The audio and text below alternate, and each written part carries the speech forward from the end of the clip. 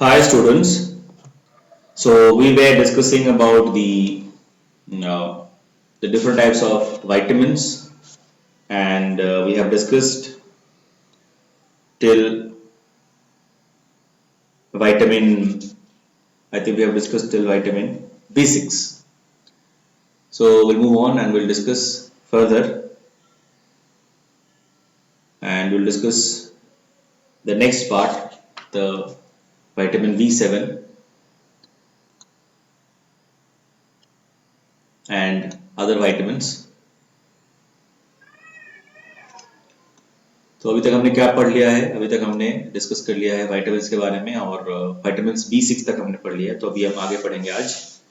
So as we have, this is the first the part of the chapter, that is the digestion and absorption. तो यहाँ पे हम जो basic digestion basic जो idea है regarding the nutrition, there are different types of nutrition like carbohydrates, proteins, fats, vitamins, minerals. तो उनके बारे में हम basic जो है वो हम पढ़ेंगे.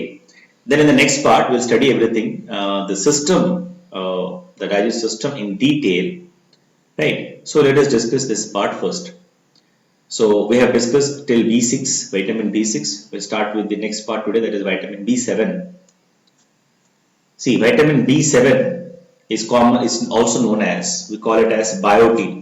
ठीक है, इसको हम क्या बोलते हैं? बायोटीन कहते हैं, और इसको हम विटामिन एच भी बोलते हैं. ठीक है, और कहाँ पे हमें मिलेगा? Liver, then cauliflower, nuts, then whole meal products, then egg yolk, honey, fish, spinach, milk. ठीक है, तो ये जो सारे प्रोडक्ट्स है, ये जो सारे सोर्सेस है, यहाँ इसमें हमें ये विटामिन जो है, इसको हम बोलते हैं बायोटीन, हमें ये मिल जाएगा. इसका रोल क्या है, काम क्या है? See, it protects like from skin disease. कोई भी जो स्किन डिजीज है उससे हमें ये प्रोटेक्ट करता है. And also loss in growth of a hair, liver damage, then assist in carbohydrates, protein and fat metabolism. तो कार्बोहाइड्रेट, फैट, प्रोटीन मेटाबॉलिज्म में हमें हेल्प करता है. बॉडी में जो हमारा carbohydrate, fat and protein metabolism होता है उसमें ये हेल्प करता है. टुगेदर विद द विटामिन के के साथ विटामिन 7, B7 साथ में हमें हेल्प करता है ये सारे protein, carbohydrate and fat metabolism में. नेक्स्ट, और क्या जरूरी है इसको क्यों, what is the importance?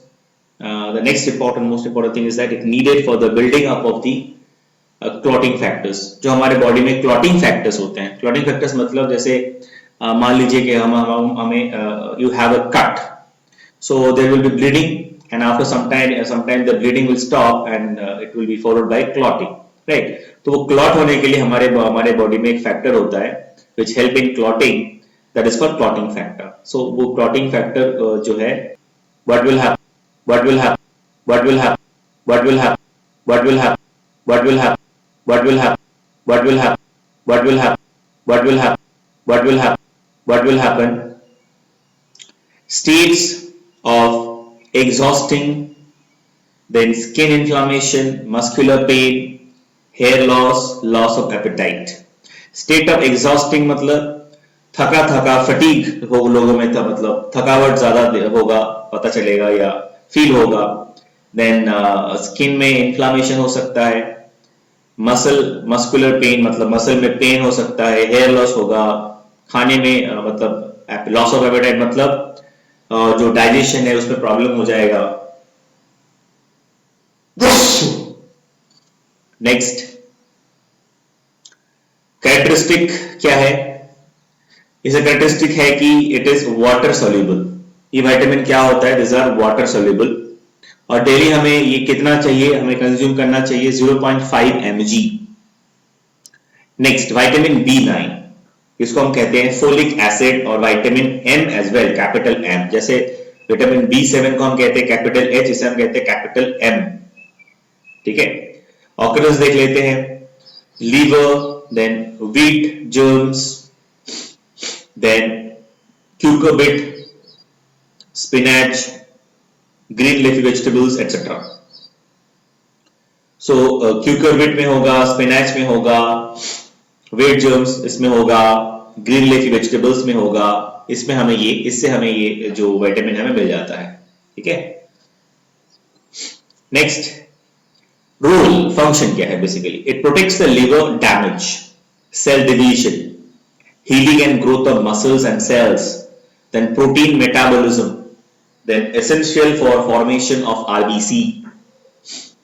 Protein, it protects from what? It protects from the liver damage. Liver को डैमेज होने से बचाता है, लिवर को प्रोटेक्ट करता है, लिवर को हेल्दी रखने में हेल्प करता है vitamin B9।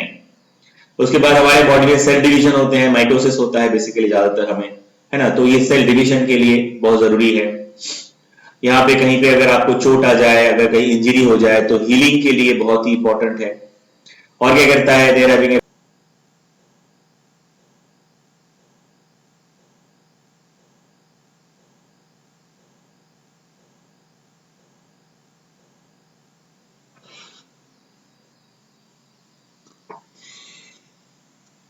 Red blood cell के सिंथेसिस में भी ये बहुत आता है।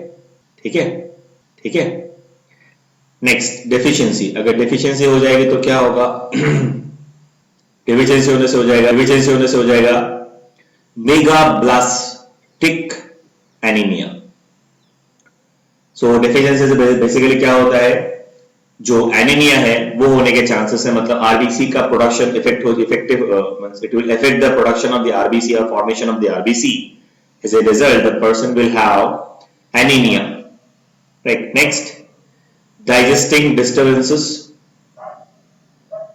डाइजेशन में प्रॉब्लम होना शुरू हो जाएगा, because it also like protect the liver, right, liver को प्रोटेक्ट करता है, तो इसीलिए अगर लीवर को ठीक से प्रोटेक्ट नहीं कर पाए तो डाइजेशन में डिस्टर्बेंस हो जाएगा।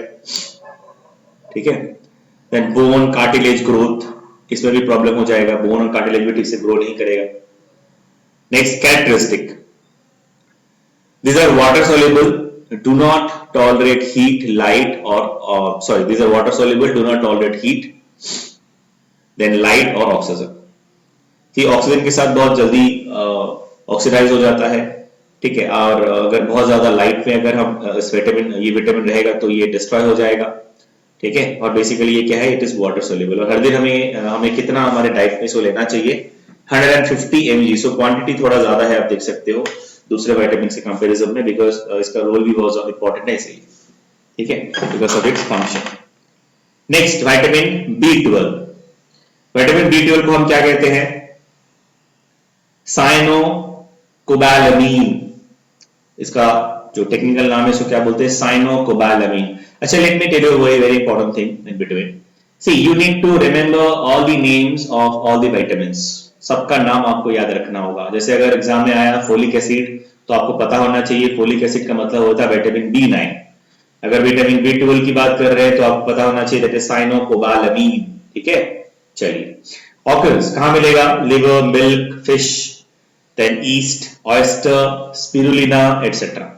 ठीक है, तो ये सारे जो आपके सोर्सेस है, इससे हमें, स्पिरुलिना एक तरह का एल्गी है, ये सारे सोर्सेस है, तो इसमें से हमें ये जो विटामिन B12 है, ये साइनोकोबालामीन है, वो हमें मिलेगा।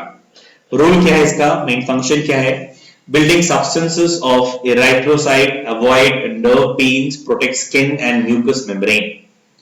क्या करता है, building substance of erythrocytes, erythrocyte बनने में जो सब्सटेंस चाहिए उसको बनाने में हेल्प करता है। ठीक है, avoid nerve pains, protect the skin and mucous membrane, then inflammation, inflammation होने से भी बचाता है, स्किन को प्रोटेक्ट करता है, म्यूकस मेम्ब्रेन को प्रोटेक्ट करता है। ठीक है, and protects from the liver damage, it also protect the liver from damage. ठीक है, तो ज्यादातर आप देखो जितने विटामिन है लीवर के लिए बहुत इंपॉर्टेंट है, लीवर को बहुत विटामिन चाहिए होता है। ठीक है, डेफिशिएंसी क्या होगा, डेफिशिएंसी से अगेन इसमें भी मेगाब्लास्टिक एनीमिया, मतलब इसमें भी एनीमिया होगा। ठीक है, loss of vibratory and position sense, मतलब इसमें एक बहुत इंपॉर्टेंट चीज है, कैरेक्टरिस्टिक फीचर है, अगर मतलब किसी को विटामिन B12 का डिफिशियंसी है तो उसे that person can have like sensation में उनको प्रॉब्लम होगा, जो sense organ specially the vibration, ठीक है, उसमें उनको समझने में मतलब फील करने में दिक्कत होगा, ठीक है। Then abnormal gait, dementia, importance, bladder and bowel, ठीक है। तो ये जो सारे हैं, तो this are the other symptoms or other problems what we can see in case of the deficiency of vitamin B12. Next characteristic feature, these are not water soluble, ठीक है, ये वाटर सोल्यूबल नहीं होते हैं, these are heat proof, जैसे हमने पहले पढ़ा ना अभी विटामिन B9 कि उसमें वो लाइट में ऑक्सीजन और लाइट में नहीं रख सकते उसको, लेकिन ये वाला जो आपका है vitamin B12 it is heat proof, ठीक है। और कितना हमें कंज्यूम करना चाहिए हर दिन 5 mg, ठीक है। So let's move on to the next part. Vitamin C. Okay. So vitamin C. Vitamin C क्या है? It's also known as ascorbic acid. कहाँ मिले रखना vitamin C? हमेशा याद रखना vitamin C because it's ascorbic acid. It's acid. Will find it citrus in the citrus fruits and the citrus substance, citrus foods. ठीक है? तो जो citrus fruits होगा उसमें हमें मिलेगा, और कहाँ मिलेगा? Potatoes, ठीक है, then paprika, tomatoes, spinach, vegetables, radish, then amla, guava, etc. These are the sources of the vitamin C. Right now, what is the role? Inflammation and the bleeding restraining. Inflammation और bleeding से restrain में हमें ये help करता है. Then assist the body's defense. जैसे मैं example आपको देता हूँ, जो बॉडी में हमारा इम्यून सिस्टम है, स्पेशली जैसे कि vitamin C is very important to fight against viruses, तो इसीलिए बोला जाता है अगर किसी को वायरल इन्फेक्शन है तो विटामिन सी बहुत ज्यादा क्वांटिटी में लेना चाहिए because it's important to fight against the virus. So it assist the body in defence, protect the cell against chemical destruction, ठीक है, जो जितने सेल्स हमारे बॉडी में उसमें उसको केमिकल डिस्ट्रक्शन से बचाता है। It activates the enzymes, maintains structures of connective tissues. Vitamin C बहुत सारे enzymes को activate करने में मदद करता है हमारे बॉडी में, and it also maintain the connective tissue. हमारे बॉडी में जो connective tissue है उसको maintenance पे help करता है। Then bones and dental enamel, हमारे bones है बॉडी में, हमारा जो teeth है, हमारे जो दांतों के जो layer है, important layer है जिसको हम enamel कहते हैं, उसको maintain करने में भी help करता है। Then faster healing of wounds, हमारे बॉडी हमें अगर कोई चोट लग जाए, हमें कोई घाव हो जाए, हमें कोई वुंड्स हो जाए, तो उसको हील करने में भी हमें बहुत मदद करता है। Stabilising of psycho, then antioxidants, they are also working as antioxidants, essential for formation of RBCs and production of antibodies, ठीक है, आरबीसी के प्रोडक्शन में, then it is working as antioxidants and it is also helpful for the production of antibodies as well, ठीक है। So this are the functions. Deficiency में क्या होगा? See in case of deficiency what we can see, scurvy, then पिटेचे, then इचाइमोसिस, these are the different types of diseases and problems what happens because of the deficiency of vitamin C. Then inflamed and bleeding gums, अगर vitamin C कम होगा तो लोगों को जो bleeding gums होते हैं ना, inflated gums होते हैं, वो बेसिकली विटामिन सी की कमी से होता है। तो डॉक्टर या टीवी में हमेशा ऐड आता है कि you have bleeding gums, use Colgate. So Colgate use करने से आपको ज्यादा कुछ फायदा नहीं होने वाला है। You should take lot of vitamin C. If you take lot of vitamin C it will help you to cure it fast, ठीक है। Then joint effusion, poor wound healing, fatigue. तो इसमें क्या होगा, अगर विटामिन सी नहीं रहेगा body में तो क्या और हो सकता है कि जो भी घाव बनेंगे बॉडी में वो हील होने में समय लगेगा। देन लोगों को बहुत थकावट, फटीग का मतलब होता है थकान, so they will feel tired if the vitamin C quantity is very less, right. Next characteristic, water soluble oxygen and dryness sensitive. These are water soluble, then oxygen and dryness sensitive and cannot be stored for a long time.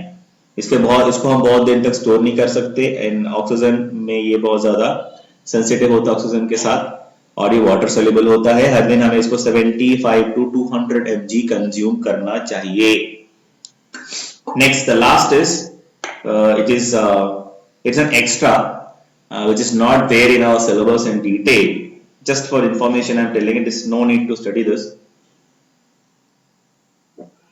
Vitamin P, ठीक है, इसको आप बोलते हैं हेस्पेरिन.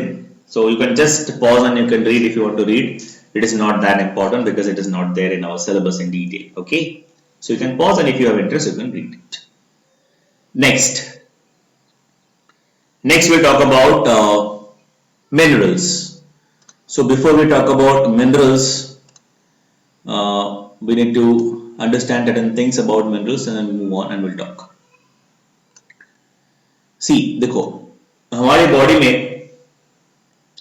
जो organic compound जो हमें चाहिए, मतलब जैसे कि proteins, carbohydrates, fats, okay, basically they are the derivatives of inorganic elements. ये बेसिकली क्या होते हैं ना, इनऑर्गेनिक एलिमेंट्स के डेरिवेटिव्स होते हैं अल्टीमेटली, ठीक है.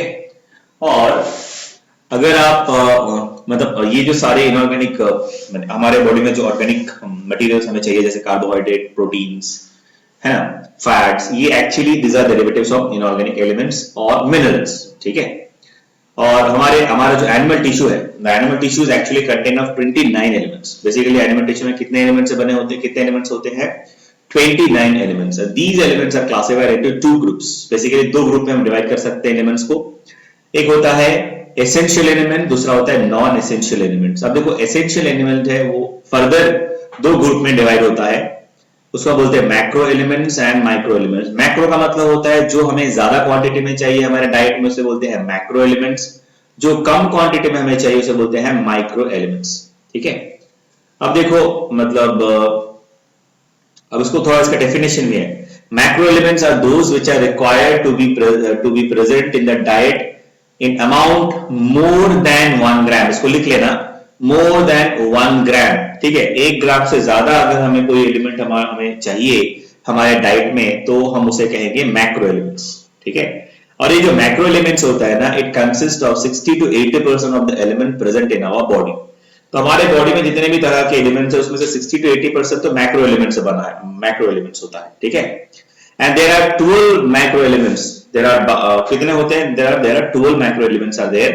Namely क्या क्या है, हम बात करेंगे सबके बारे में.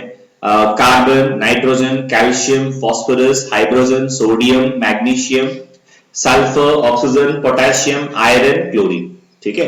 तो ये सारे 12 जो 12 आपके माइक्रो एलिमेंट्स हैं, these are actually present in more quantity, that is 60 to 80% of these, ठीक है. अच्छा, रोल क्या होता है, the role of certain elements is in the body are not known.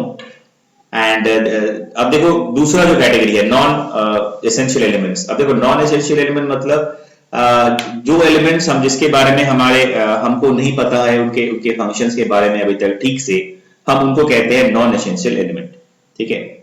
और माइक्रो एलिमेंट्स इसके पहले बात करते हैं. मैक्रो हमने बात कर लिया. माइक्रो मतलब होता है the elements which actually require in a stress amount और very small quantity in our body, those are called micro elements. क्या क्या है एग्जांपल, जैसे कॉपर है, जिंक है, कोबाल्ट है, मैंगनीज है, मोलिब्डेनम है, आयोडीन है, फ्लोरीन है, एटसेट्रा. और नॉन एसेंशियल का जो मतलब क्या होता है, इसके बारे में देखो, नॉन एसेंशियल का मतलब हमें इसके बारे में नहीं पता. What is its function in our body, we don't know, that's why we have considered them as a non essential element, ठीक है. एग्जांपल क्या होगा, एग्जांपल है आपका bromine, boron, silicon, arsenic, nickel, aluminium, lead, vanadium, titanium, etcetera, ठीक है. तो ये सारा एग्जांपल्स है, ठीक है ना. तो हम अभी एक एक करके बात करेंगे और पढ़ेंगे. तो हम पहले पढ़ेंगे हम जो हमारा इंपॉर्टेंट मैक्रो एलिमेंट्स है उसके बारे में ही पढ़ेंगे, बहुत इंपॉर्टेंट है मैक्रो एलिमेंट्स और मिनरल्स.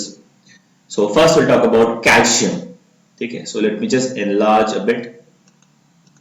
या I think it is now visible to all of you properly. I think that was the better. इसमें थोड़ा सा प्रॉब्लम है. चलिए, या फाइन. सो कैल्शियम ऑकरेंस कहां मिलेगा हमें कैल्शियम, किसमें मिलता है, किस फूड पार्ट, किस तरह के फूड में हमें कैल्शियम मिलेगा. barley, then kale, then unrefined grains, milks, green vegetables. ठीक है, so these are the sources. Role क्या है? रोल है it help in bone and teeth formation, bone और टीथ फॉर्मेशन में हेल्प करता है, maintenance of the heart and muscle function, हमारे हार्ट का muscle function, normal heart and muscle function के लिए बहुत जरूरी है। डेफिशिएंसी हो जाएगा तो क्या होगा? अगर कैल्शियम, देखो कैल्शियम आपको पता है, हमने पढ़ा था पहले भी एनिमल टिश्यू में, आपने पढ़ा है कि the bone is made up of calcium and phosphorus, है ना? तो अगर कैल्शियम हमारे बॉडी में नहीं होगा तो बोन और हमारे मतलब हमारे जो टीथ है, हमारे बोन है जिससे बना होता है, वो वीक हो जाएगा, है ना? तो deficiency what it will cause osteoporosis, then bone spur, then muscle cramps and rheumatism. ठीक है, रिमेटिज्म और रिमेटिज्म। अच्छा, थोड़ा स्पर के बारे में देख लेते हैं। स्पर क्या होता है ना, मान लो कि अगर this is sorry, I think this is, I'm not drawing it properly. Fine, we'll try it again. Let us take a, suppose this is the head part of the bone. ठीक है, अब क्या होगा? स्पर मतलब होता है because the cartilage is lost. तो bone के ऊपर हमने पढ़ा था ना, बोन के ऊपर लेयर रहता है कार्टिलेज का, तो ऊपर में भी एक बोन होगा, मान लो यहाँ पे भी बोन होगा, तो इसके ऊपर भी कार्टिलेज होगा। तो कार्टिलेज का लेयर अगर जब चला जाएगा तो क्या होता है? the bone will actually have some deformation. तो बोन एक deformation ऐसे करके एक स्ट्रक्चर बना लेता है, स्पाइनी स्ट्रक्चर, इसको बोलते हैं स्पर। तो मान लो अगर ये नी जॉइंट में ऐसा है तो ऊपर में भी ऐसा होगा ना, मतलब मान लो कि अगर ये साइनोवियल जॉइंट है तो नी बोन यहाँ पे अगर जॉइंट हो रहा है मान लेते हैं, तो इसमें भी अगर स्पर हो गया, ठीक है, तो दोनों में अगर स्पर हो गया, मतलब इसमें भी मान लो स्पर इसी तरह जैसे नीचे वाले में है, तो दोनों के बीच में फ्रिक्शन होगा। इसीलिए जो एजेड लोग होते हैं, जो बहुत उनको एज हो जाता है, तो होता क्या है उनमें कि उनका जो कार्टिलेज का लेयर है, पैड होता है, दोनों बोन्स के बीच में वो चला जाता है और ये बोन जो है डिफॉर्म होकर ऐसे spur like, spine like structure बनाता है। जब दोनों बोन के बीच में जब फ्रिक्शन होता है ड्यूरिंग दिस स्पर स्ट्रक्चर, ये स्पाइन लाइक बोन का डिफॉर्मेशन, इसको बोलते हैं स्पर, तो बहुत पेन फील होता है। ठीक है, right, so that is called arthritis. ठीक है, तो हम आगे पढ़ेंगे इसके बारे में। Fine, so continue now. Precautions, क्या प्रिकॉशन? एक्सेस में कॉज अदर मिनरल इंबैलेंस। अगर हम ज्यादा कैल्शियम ले लेंगे ना तो उसमें भी प्रॉब्लम होता है, उससे क्या होगा ना, ये it will affect the other जो हमारे बॉडी में जो हमारा दूसरा मिनरल्स हमें चाहिए उसमें इंबैलेंस हो जाएगा। ठीक है, सो ज्यादा भी हमें ये कंज्यूम नहीं करना चाहिए, जितना हमें चाहिए क्वांटिटी में, ऑप्टिमम क्वांटिटी, उतना ही हमें इसको कंज्यूम करना चाहिए।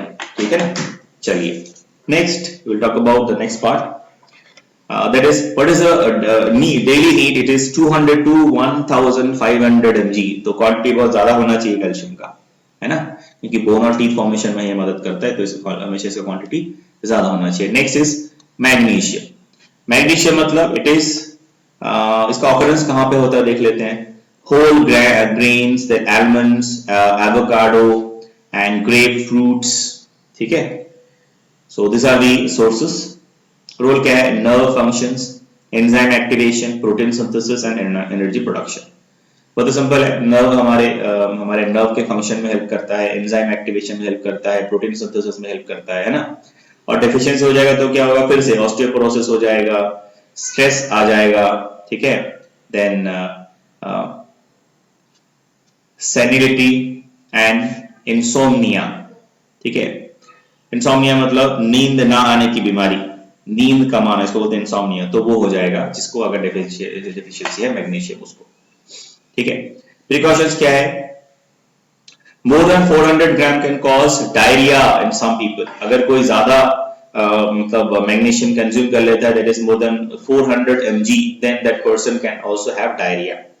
और डेली कितना कंजम्पशन होना चाहिए? 150 to 600 mg, right. Next is potassium. Potassium का बहुत अच्छा सोर्स होता है बनाना। ठीक है, और क्या होता है? होल ग्रेन्स, पोटैटो, इसमें से हमें पोटेशियम मिल जाएगा। रोल क्या है इसका? फंक्शन है नर्व फंक्शन। हमारे नर्व्स का फंक्शन प्रॉपर होने के लिए, प्रॉपर्ली मेंटेन करने के लिए, नॉर्मल फंक्शनिंग के लिए हमें जरूरी है। बैलेंस ऑफ पीएच, बॉडी में हमारा पीएच का बैलेंस को मेंटेन करता है। डेफिशिएंसी, अगर डेफिशिएंसी हो जाएगा तो क्या होगा? High blood pressure, stress and arteriosclerosis जो डिजीज है वो हो जाएगा। ठीक है, नाउ नेक्स्ट इज प्रिकॉशंस। क्या होता है प्रिकॉशंस क्या होना चाहिए? It should not be consume if some medicine of heart is taken. अगर मेडिसिन हार्ट का कोई मेडिसिन हमने किसी पेशेंट ने लिया है तो पोटेशियम उसको नहीं लेना चाहिए, ठीक है। और डेली कंजम्पशन कितना होना चाहिए? 1800 mg। Next is sodium.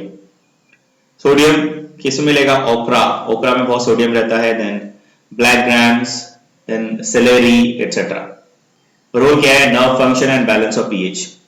Deficiency, low intake in it can cause less BP, blood pressure घट जाएगा। Then high causes of high BP, अगर ज्यादा हो जाएगा तो ब्लड प्रेशर बढ़ जाएगा। Low intake can cause severe constipation too, अगर कम क्वांटिटी में हम सोडियम लेते हैं तो हमारा कॉन्स्टिपेशन प्रॉब्लम भी हो सकता है इससे, ठीक है। देन प्रिकॉशंस क्या है? Can be cause diarrhoea in some people. ज्यादा अगर सोडियम को कंज्यूम कर लिया तो उसमें भी डायरिया लोगों को हो सकता है। और डेली कंजम्पशन कितना होना चाहिए? 1500 mg, right. Next is phosphorus. Now phosphorus is also important ingredient, important minerals for our bone and teeth. Occurrence किस में मिलेगा? Lentils, barley, fish, beans, dark green vegetables etcetera, इसमें हमें मिलेगा। रोल क्या है इसका? Maintenance of the bone and teeth, पहले भी हमने बताया। Production of energy and activation of vitamin B, vitamin B को एक्टिवेट करने के लिए फास्फोरस जरूरी होता है। डेफिशिएंसी क्या होगा? डेफिशिएंसी से क्या होगा? Impotency, loss of energy, fatigue, malformation of bone and teeth. Bone and teeth में डिफॉर्मेशन हो सकता है, स्ट्रक्चर बिगड़ सकता है, ठीक है ना। इम्पोर्टेंसी हो सकता है लोगों को, एनर्जी लॉस हो सकता है, फटीग हमेशा रहेगा। फटीग मतलब थकावट रहेगा हमेशा। अच्छा, प्रिकॉशन, अगर एक्सेस हो जाए तो क्या होगा? Consumption brings, excess consumption brings imbalance of calcium minerals in the body, ठीक है। डेली कितना हमें लेना चाहिए बॉडी में? डेली कितना कंज्यूम करना चाहिए? That is 300 to 600 mg। Next, iron. Spinach में आयरन मिलेगा, चेरी में मिलता है, ब्लैकबेरी में मिलता है, एंड ग्रीन वेजिटेबल्स में आयरन मिलेगा। काम क्या है? Formation of red blood corpses, red blood corpses बनाने में हेल्प करता है। डेफिशिएंसी होगा तो क्या होगा? डिजीनेस आएगा, ठीक है। डिजीनेस मतलब स्लीपी फील आएगा। Then depression and microcytic anaemia, ठीक है। तो लिटिल बिट माइल्ड एनीमिया भी होगा इसमें, ठीक है। Then precautions, excess consumption can bring many problems in the body. ज्यादा अगर किसी ने आयरन कंजम्पशन कर लिया तो उसमें बहुत सारे जो related problems, physiological metabolic problem हो सकता है। और डेली कंजम्पशन कितना होना चाहिए? 10 to 30 grams, right. Next is zinc. Next mineral is zinc.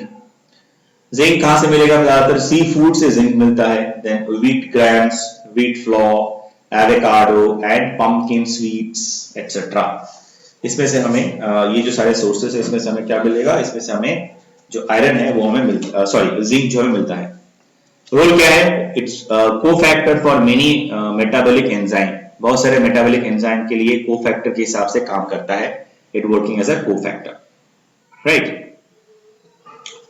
Now deficiency होगा तो क्या होगा? प्रोस्टेट एनलार्जमेंट इन मेन, ठीक है। प्रोस्टेट जो होता है वो एनलार्ज होगा।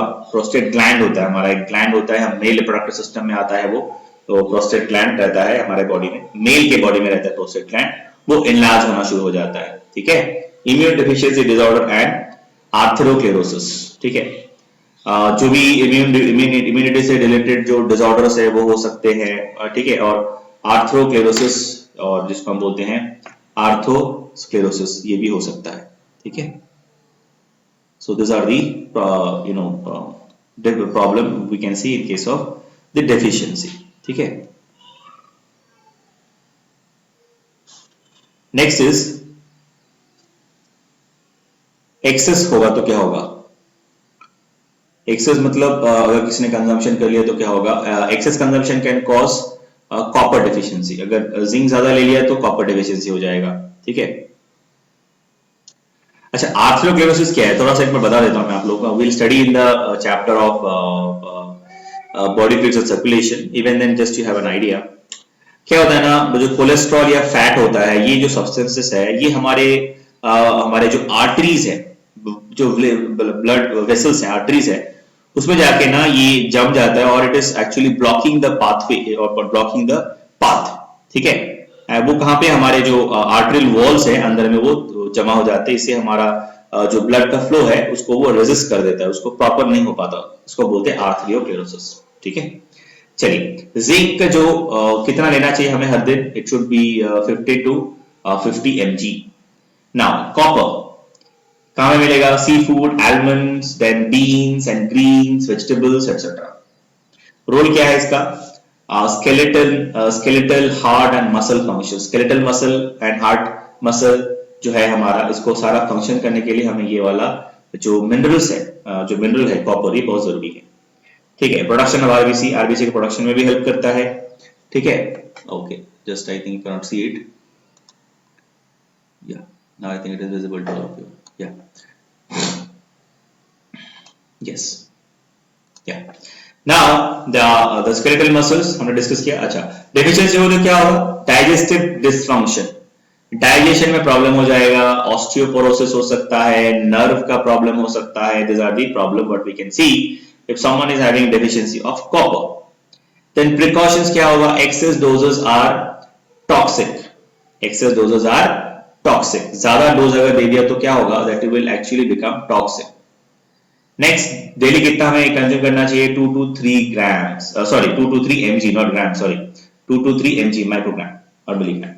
now manganese, next is manganese, कहाँ मिलेगा हमें, किस क्या क्या सोर्सेस है, nuts, seeds, avocado, then grapefruits and apricots, these are the sources of manganese।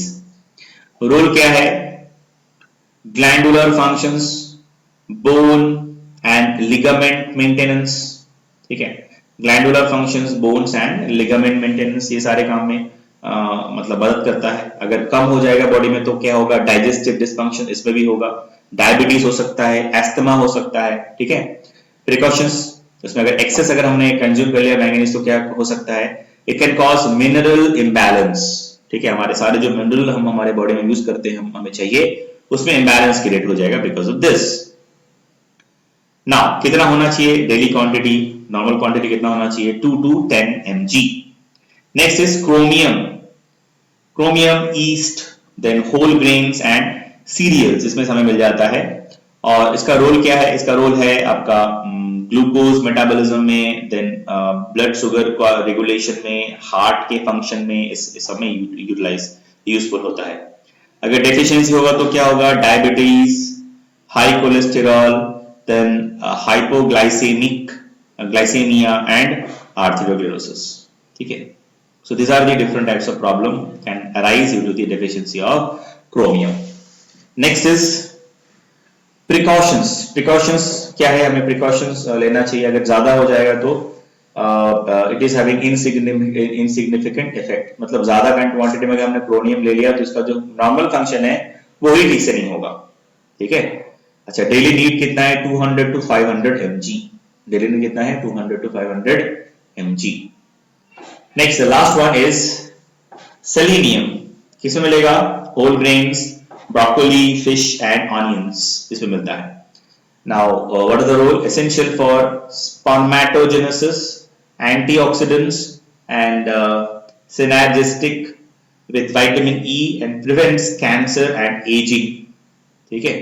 Ageing और कैंसर से हमें ये बचाता है, इसका कंजम्पशन अगर करते हैं हम तो हमें एजिंग से, और एजिंग मतलब तो सबको होगा ही, एजिंग तो होना ही, सबको बूढ़ा होना ही है, बट इट विल हेल्प और स्लो डाउन द प्रोसेस, और कैंसर से हमें बचाता है। डेफिशिएंसी हो तो क्या होगा, एजिंग जल्दी होना शुरू हो जाएगा, ठीक है, और स्टेरिलिटी जो होगा वो भी ज्यादा जल्दी हो जाएगा, ठीक है। और एक्सेस कंजम्पशन हुआ then it will be toxic for us, toxic for the human body.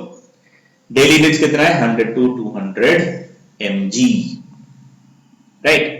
So this is all about the basic discussion or the information that we should know about the different types of nutritions like carbohydrate, proteins, fat, and then minerals, vitamins. Especially the vitamins and minerals are very important. I have given the tables and I have discussed all the important what is its function, the source, deficiency problem. So you all have to make the notes out of it, and you have to read and have to remember all the important points. Okay, there's no other way you have to remember.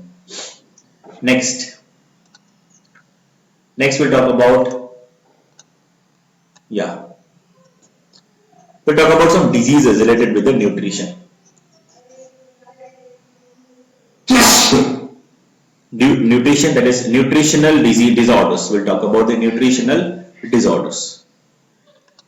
Okay, so the nutritional disorders,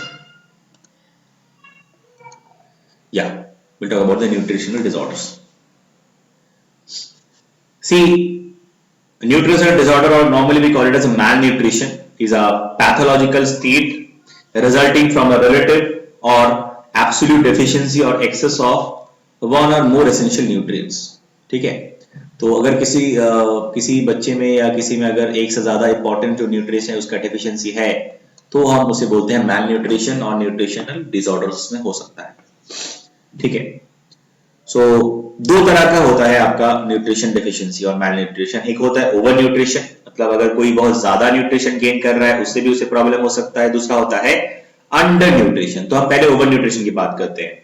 over nutrition मतलब अगर कोई ज्यादा जो nutrition जितना चाहिए उससे ज्यादा अगर कोई कंज्यूम करता है, उसे बोलते हैं ओवर न्यूट्रिशन. ठीक है, तो उसमें एग्जांपल क्या है? Obesity. Obesity is the example. थोड़ा सा इसको एनलार्ज कर देते हैं तो आप क्लियर हो जाएगा शायद. या fine, so will talk about this obesity. ठीक है, तो ओबेसिटी क्या है?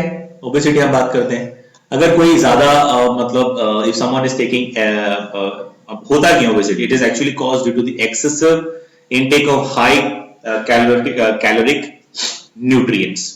ज्यादा कैलोरिफिक वैल्यू वाले न्यूट्रिएंट्स अगर कोई ज्यादा कंज्यूम करता है, जैसे शुगर हो गया, उसके बाद फैट हो गया, सैचुरेटेड फैट्स हो गया, ये अगर ज्यादा कोई कंज्यूम करता है तो उसे ओबेसिटी हो सकता है.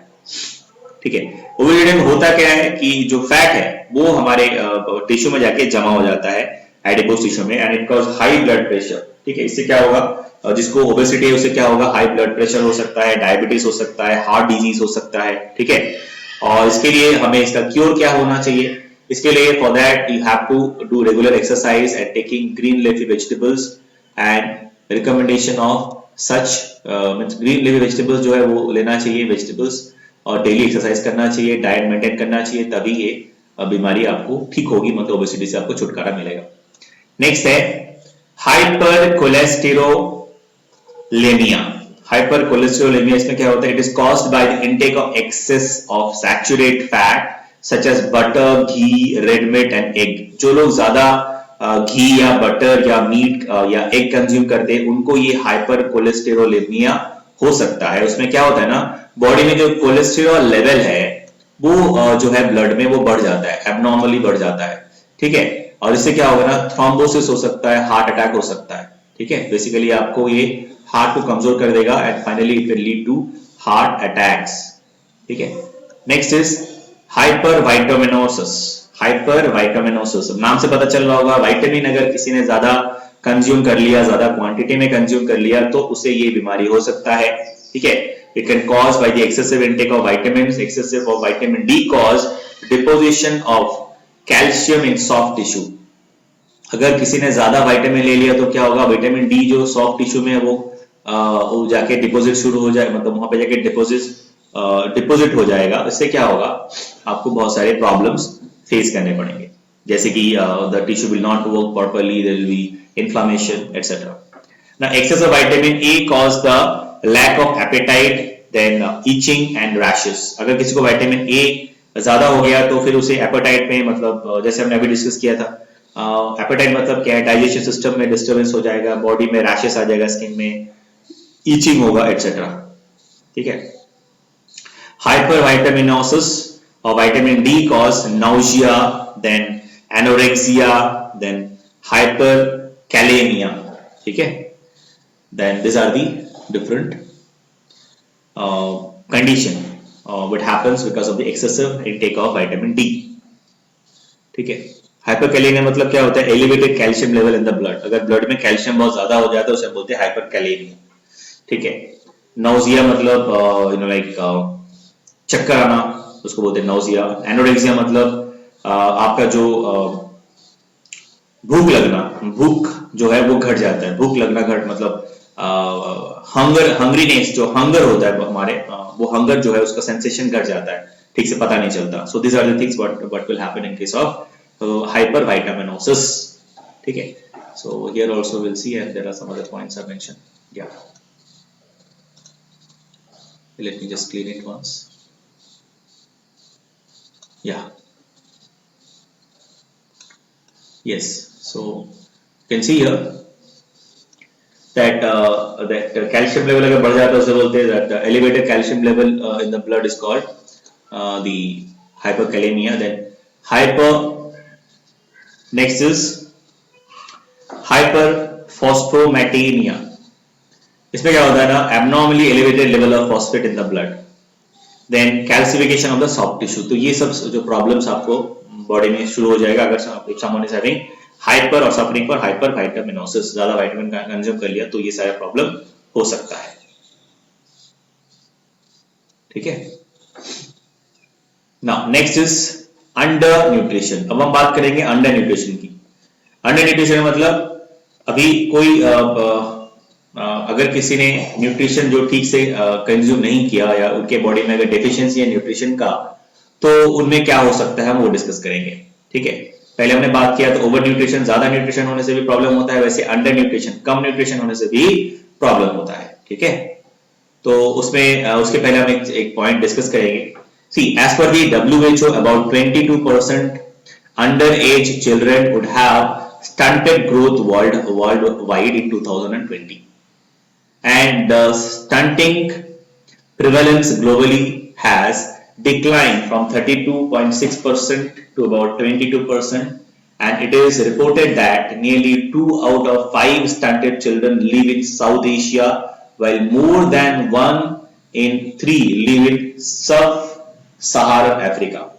तो बच्चे जिनमें ज्यादातर ये मैल न्यूट्रिशन हमें देखा जाता है, हमें मिलता है, ये WHO की रिपोर्ट के अनुसार अगर हम देखेंगे तो ये हमें ज्यादातर हमें कहाँ मिलेंगे, साउथ एशियन कंट्रीज में, ज्यादातर हमें साउथ एशिया और स्पेशली प्रिसाइसली हमें अफ्रीका में मिलता है। वहां पे बच्चों को, क्योंकि वो जो सारे देश है, साउथ एशियन कंट्रीज बोलो आप या अफ्रीकन कंट्रीज बोलो आप, they are poor countries and because of that the population they are not getting the proper nutrition, proper diet, and because of that children they are suffering from malnutrition, ठीक है।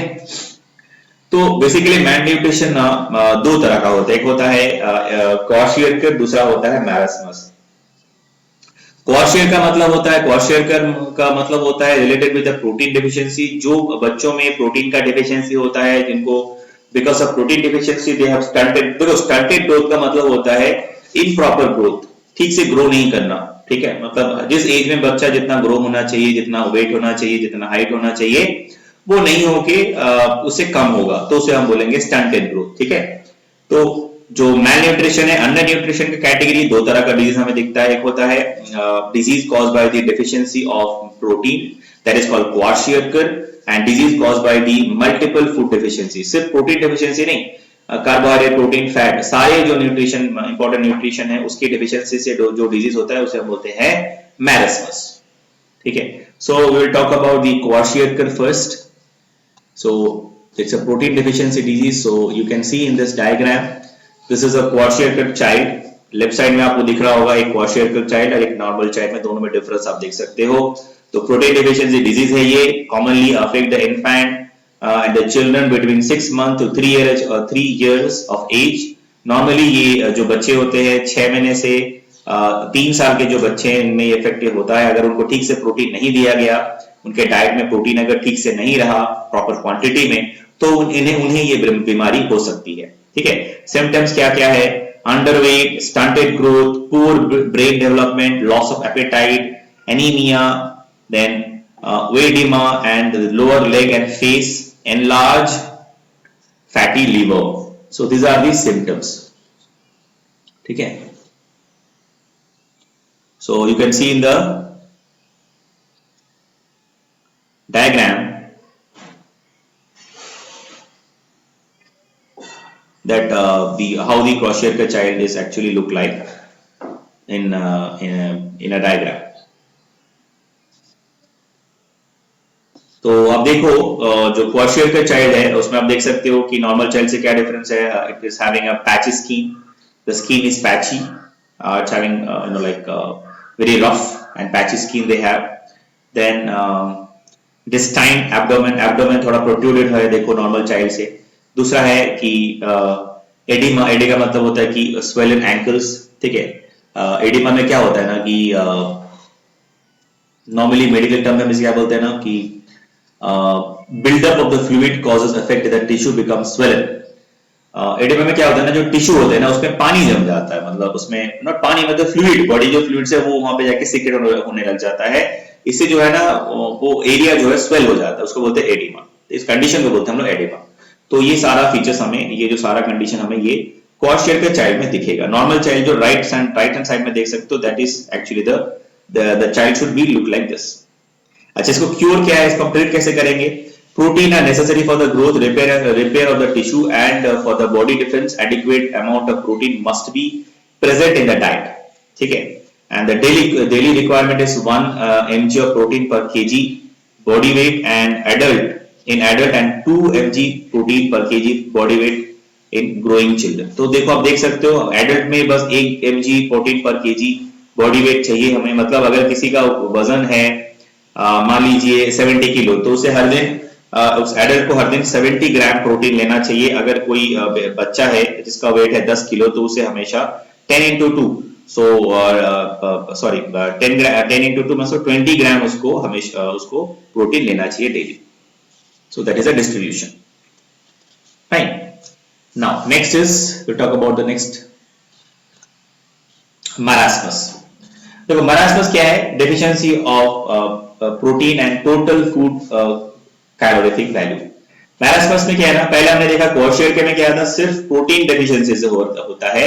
लेकिन मैरस्मस में ऐसा नहीं है. मैरस्मस में प्रोटीन के साथ बाकी दूसरे जो आपके न्यूट्रिएंट्स है उसमें भी डेफिशिएंसी उसके डेफिशिएंसी से भी होता है. ठीक है. सो types of nutrition in the so we'll discuss this marasmus in detail and we'll discuss the other topics in the next video lecture. So till then take care. Thank you.